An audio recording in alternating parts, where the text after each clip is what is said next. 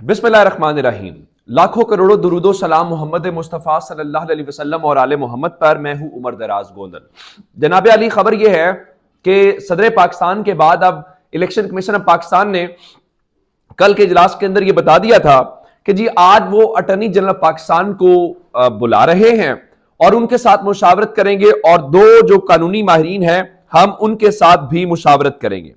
मैं आपको बताना ये चाहता हूं, एक तो अटॉर्नी जनरल के साथ मुशावरत हो गई है और अटॉर्नी जनरल जो होता है वो बुनियादी तौर पे हुकूमत को रिप्रेजेंट करता है। तो इलेक्शन कमीशन बुनियादी तौर पे कह रहा था हम हुकूमत से राय पूछेंगे। अब हुकूमत की राय क्या हो सकती है आप बहुत अच्छे से जानते हैं, मैं आपके सामने वो रखना चाहता हूं जो नई कहानी सुनाई गई है। अब दो जो कानूनी माहिरीन हैं उनकी बात मैं बता देता हूं वो कौन कौन से हैं। इस हवाले से पंजाब और खैबर पख्तूनख्वा के अंदर सदर पाकिस्तान ने जो तारीख दी है 9 अप्रैल की, उस हवाले से सदर के खत के ऊपर चूंकि इलेक्शन कमीशन ने कल के एलामिये में बताया था कि दो आईनी और कानूनी माहिरीन से वो राय कर ले रहे हैं। वो कौन कौन से? एक बैरिस्टर सजील शरियार सवाती हैं जिनसे पहले नंबर के ऊपर राय ली गई है। दूसरे नंबर के ऊपर उन्होंने एडवोकेट शाह खावर से मुशावरत मुकम्मल कर ली है और अब अगला मरहला आ जाता है फिर जो अटॉर्नी जनरल है।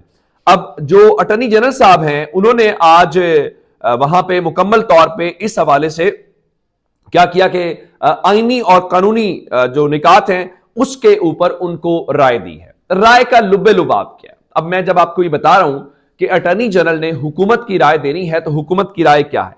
हुकूमत की राय यह है कि जनाब आली जो इस वक्त है उनके मुताबिक सदर की जानिब से जो तारीखों का मामला है सदर को यह इख्तियार नहीं है। उनके मुताबिक, अटॉर्नी जनरल के मुताबिक, चूंकि पंजाब और खैबर पख्तूनख्वा दो सूबाई मसले हैं और सूबाई मसले के ऊपर सदर नहीं बल्कि गवर्नर्स जो हैं वो इख्तियार रखते हैं तारीख देने का। चलिए ये बात मान लेते हैं तो यूं आप ये समझ लीजिए कि जो अटॉर्नी जनरल पाकिस्तान है उन्होंने बाज़ाब्ता तौर पे इस चीज के ऊपर एतराज उठा दिया। अब उन्होंने ये नहीं बताया कि जो वो मुखालफत कर रहे हैं कि सदर तारीख नहीं दे सकते और गवर्नर्स तारीख दे सकते हैं, तो गवर्नर्स तारीख ना दे तो फिर क्या होगा, फिर आइन के ऊपर अमल दरामद कैसे करवाना है, फिर 90 रोज के अंदर इलेक्शन कैसे होगा, फिर इलेक्शन कमीशन के पास ये उन्होंने कोई बात नहीं की। लेकिन मजे की बात क्या है? मजे की बात यह है कि इलेक्शन कमीशन ऑफ पाकिस्तान ने आज बताया था कि वो जनाब आली आज फैसला जारी कर देंगे, लेकिन अब जारी बात है मामला जाना है अदालत के अंदर और फिर वही बात जबानी कलामी नहीं है। अब उनके मुताबिक वो जो मुखालफत कर रहे हैं अटॉर्नी जनरल भी, उनसे ये कहा गया है कि आप ये मुकम्मल तौर पे तहरीरी तौर पे जो इस हवाले से राय दें और तहरीरी तौर पे अपनी राय ताकि रिकॉर्ड के ऊपर हो, ताकि सुप्रीम कोर्ट जब बुलाए, जब पूछे कि आपकी ये राय क्यों है या किसने दी या आपने इलेक्शन कमीशन ने जो फैसला सुनाया है, तो उसकी तरफ से ये किया जाएगा। अब खबर जरा सुन लीजिए। इनसे आज मुशावरत तो हो गई, हालांकि इनको कल भी इंफॉर्म किया जा सकता था कि इन राइटिंग अपनी दे। तो आईनी और कानूनी माहिरीन से तहरीरी राय आज मांगी गई है। अब बताया गया कि आज के इजलास के बाद कोई फैसला नहीं हुआ, बस ये है जी अभी एक वो फैसला है, दूसरा ये है कि जी हम अभी आईनी और कानूनी, भाई मुशावरत तो वो है जो आज हो गई। अब उनसे ये कहा गया कल फिर इजलास होगा और जो कमीशन तहरीरी राय आएगी उसके बाद ही पोलिंग डे को मानने या ना मानने का जो फैसला है वो किया जाएगा।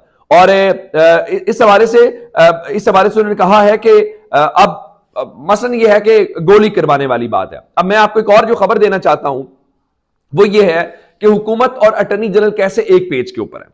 अब से थोड़ी देर पहले शहबाज शरीफ प्रेस कॉन्फ्रेंस कर रहे थे। उस प्रेस कॉन्फ्रेंस की फिलहाल मैं कुछ डिटेल्स में नहीं जाऊंगा, उसके अंदर सिर्फ इतना ही आपको बताऊंगा कि वो फरमा रहे थे कि आईएमएफ के मुआहदे के बाद मजीद जो महंगाई है वो आने वाली है और अवाम तैयारी पकड़े, यानी जो आपकी अभी और आपकी और मेरी चीखें निकली हैं ये बहुत कम है, अभी मजीद चीखें निकालेंगे, हमारी जेबें खाली करेंगे और हमसे टैक्स निकलवाएंगे, सब कुछ करेंगे और काबीना के अंदर इजाफा होगा और प्रोटोकॉल्स एंजॉय करेंगे। बहरहाल इसके ऊपर बाद में बात करेंगे। शहबाज शरीफ ने आज उस प्रेस कॉन्फ्रेंस के अंदर कहा है कि वो सदर पाकिस्तान को एक खत लिखने वाले हैं। भाई सदर को आपका खत लिखने का क्या तुक है? सदर ने आपको तो खत लिखा ही नहीं है। आप मेहरबानी करें ना सुप्रीम कोर्ट जाएं ताकि वहां से मालूम हो जाए, पता चल जाएगा कि मसले का हल निकला है। वो कहते हैं जी सदर पाकिस्तान को खत लिखूंगा, सदर ने मुकम्मल तौर पे गैर आईनी हरकत की है। क्या गैर आईनी हरकत की है? ये कि जी मुल्क में इलेक्शन कराओ और आइन के ऊपर अमल दरामद कराओ। वो कहते हैं जी सूबों से मुतल्लिक तारीख देने का सदर का कोई इख्तियार नहीं था, काबीना की तरफ से खत लिख के इस अमल की मजम्मत करूंगा।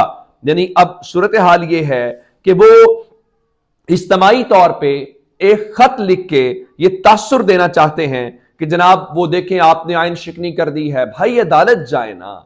अब अगर सदर आइन शिकनी कर रहे हैं तो गवर्नर्स क्या फिर कर रहे हैं? यानी गवर्नर्स आइन के ऊपर अमल कर रहे हैं, इलेक्शन ना करवा के सदर इलेक्शन की बात करके आइन शिकनी कर रहे हैं। बहुत अच्छे, बहुत शानदार। अब जरा मैं जनरल नदीम अंजुम की खबर आपको देता हूं, लेकिन उससे पहले जरा खबर सुन लीजिए। आज बहुत इंटरेस्टिंग मामला हुआ जस्टिस काजी फायज ईसा साहब की अदालत के अंदर। जस्टिस काजी फायज ईसा साहब जो हैं वो साइफर के हवाले से तहकीकात जो हैं, जो रजिस्ट्रार ऑफिस ने सुप्रीम कोर्ट के एतराजात लगाए थे उसके खिलाफ इन चैम्बर अपीलें सुन रहे थे। तो उन्होंने पूछा ये डिमार्श क्या होता है? वकील ने कहा जी मुझे नहीं पता। जस्टिस साहब ने कहा मुझे भी नहीं पता। तो जस्टिस साहब ने आज बुनियादी तौर पे वो जो आया हुआ है मरासला उसके ऊपर तहकीकात के हवाले से जो अपीलें थी वो खारिज कर दी हैं, और उनमें उन्होंने ये बताया है कि ये जो दरखास्त गुजार हैं जिसमें एडवोकेट जुल्फिकार भुट्टा समेत 3 वकला हैं, उनको क्या नुकसान पहुंचा है और उनका इस जात से क्या ताल्लुक है, जिसकी बुनियाद के ऊपर उन्होंने ये अपीलें खारिज कर दी हैं। चलिए ये मामला अपने अंजाम को पहुंच गया, बहुत अच्छी बात है। दूसरी जानिब चूंकि ये इमरान खान इसके अंदर बार बार कहते रहे, इमरान खान ने भी खत लिखा हुआ है, सदर पाकिस्तान ने भी खत लिखा हुआ है, इवन शहबाज शरीफ ने भी खत लिखा हुआ है।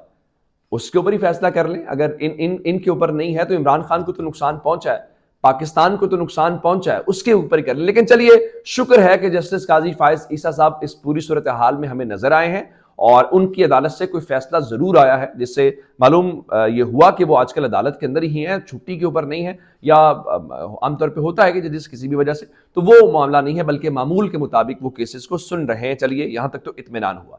दूसरी जानिब इमरान खान का ममनुआ फंडिंग का केस है, तो जनाब अली इस्लामाबाद हाई कोर्ट ने इमरान खान को बैंकिंग कोर्ट के अंदर 28 फरवरी को जाती हैसियत में पेश होने का हुक्म दे दिया है। यानी एक दिन पहले वो वहां पे पेश हुए, तो अब इस्लामाबाद हाई कोर्ट ने बैंकिंग कोर्ट का कह दिया है। तो चलिए एक और इमरान खान की जो पेशी है आइंदा चंद रोज के अंदर हम देख लेंगे। अब आते हैं इस बात के ऊपर कि आज अचानक से खबर आती है, और खबर यह थी कि पाकिस्तान के वजीर दिफा ख्वाजा आसिफ जो हैं उनके साथ पाकिस्तान की खुफिया एजेंसी ISI के जो सरबराह जनरल नदीम अंजुम है वो अचानक से काबुल पहुंच जाते हैं, और पाकिस्तान के दफ्तर खारजा की जानिब से भी एलामिया आया है। और उसके बाद जो वहां पे अफगानिस्तान के हवाले से हैं मुल्ला अब्दुल गनी बरादर, उनके जो नायब वजीर आजम हैं, उनके ऑफिस से आज एलामिया जारी किया गया है, जिसमें उन्होंने बताया है कि पाकिस्तान से एक वजीर दिफा से मुलाकात की जो एक आला सतह वफ्द की सरबराही में काबुल आए थे, और इस मुलाकात में फ्रीकैन ने 2 तरफा ताल्लुकात, इलाकाई रवाबित और इक्तसादी ताउन के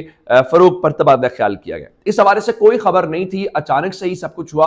और हैरान कुन बात यह थी कि आज जनरल नदीम अंजुम की तस्वीर भी जारी हुई, और जनरल नदीम अंजुम डेलीगेशन का पार्ट भी थे, क्योंकि आमतौर पे कहा जाता है कि वो अवॉइड करते हैं कि मेरी मीडिया के अंदर तस्वीर नहीं आनी चाहिए। जब वो अमेरिका जनरल बाजवा के साथ गए थे तो उस वक्त उनकी वो तस्वीर वहां पे जिस तरीके से भी फोटोशॉप थी या जो भी था नहीं दिखाएगी। फिर पाकिस्तान के वजीर आजम के साथ जो उनकी मीटिंग्स होती है नेशनल सिक्योरिटी कमेटी, वहां पर भी उनकी तस्वीर कहा जाता है वो मीडिया को बहुत अवॉइड करते हैं। आज ऐसा कुछ भी नहीं था, और उनकी तस्वीर भी आई। आज वो चाय भी वहां पे पी रहे थे, जारी बात है वो वहां पे मेहमान थे, लेकिन ये चाय और जनरल जो फैज हमीद ने चाय पी थी उस चाय के अंदर बहुत फर्क था।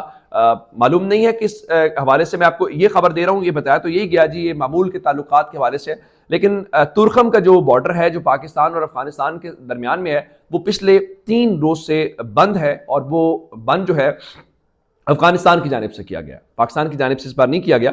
और वो उसकी वजह है कि वो कहते हैं जी पाकिस्तान ने जो वादे किए थे वो वादे पूरे नहीं किए, जिस वजह से तजारत मुतासिर हो रही है। और मैं आपको ये भी बता दूं कि चंद रोज पहले, जो कि पाकिस्तान की मीडिया में रिपोर्ट नहीं हुआ था, पाकिस्तान के जो बॉर्डर को देखने वाली FC है, जिसको फ्रंटियर कोर भी हम कहते हैं, उनके दरमियान और जो वहां पे उनकी फोर्सेज है उनके दरमियान कुछ फायरिंग वायरिंग के तबादला भी हुआ, लेकिन पाकिस्तान की मीडिया के अंदर वो भी रिपोर्ट नहीं हुआ। तो आज इस सिलसिले में ये डेलीगेशन बड़ा अहम गया है, लेकिन जनरल नदीम अंजुम का फिर मंजर आम पे आना अब मालूम नहीं है कि इजाज़त के बगैर क्या अफगानिस्तान के मीडिया सेल ने तस्वीर जारी कर दी है, या फिर अब वो पिछली जो पाबंदी थी, क्योंकि प्रेस कॉन्फ्रेंस तो उन्होंने कर दी थी जो जनरल बाबर के साथ, बाबर इफ्तिखार के साथ थी, जब जिस दिन अरशद शरीफ साहब का जनाजा था, बड़ी अहम वो प्रेस कॉन्फ्रेंस एक हुई थी। तो अब ये जो मामला है, मालूम नहीं है कि ये किस तरह से हुआ है, लेकिन बहरहाल ये आज का डेलीगेशन जाना एक बहुत बड़ी डेवलपमेंट है पाकिस्तान और अफगानिस्तान के दरमियान। अपना बहुत सारा ख्याल रखिएगा। खुदा हाफिज।